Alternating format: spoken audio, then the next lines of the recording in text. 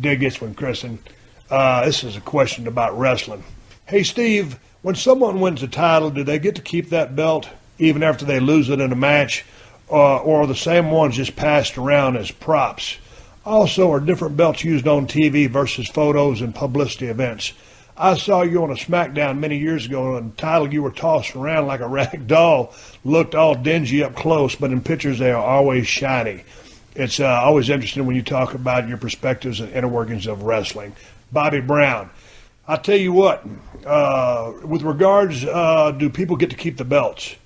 Most of the time, you do not get a chance to keep that belt. It is passed from one person to the next. Over the course of my time and over the course of many careers, guys will talk to the promoter like I talked to Vince McMahon. When I got dropped on my head that night in Jersey against Owen Hart, that belt that I have in my safe, I think was carried by Kurt Hennig, Mr. Perfect, Rick Rude. I know Ultimate Warrior had that belt. That was the belt. I think Shawn and Brett had that belt. And that was the real McCoy. And I told Vince when I got dropped on my head and I was going to vacate that title or whatever happened, I said, I'm keeping that belt. And he said, okay, Steve. He understood what it meant to me about what happened in that match. I had the original Winged Eagle belt. I still have that one. I had the World Television title from WCW. I was able to keep a few of those belts. A lot of guys have went to great lengths to borrow them, I will say.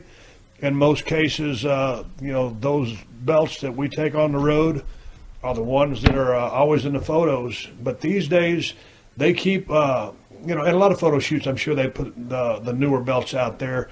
The ones that they have are a lot shinier and newer than the ones back in the day. But, man, those battle scars and those scratches and those dents and those dings, you try to take care of those belts. But like you said, man, I was rough on a belt. I'd toss that summit around like a rag doll, and when it come time to blast someone in the head with it, you had to lay it in. And if the guy was hitting you with a belt, vice versa. So, those things go through wear and tear. And it's always cool when you get a badass shiny belt.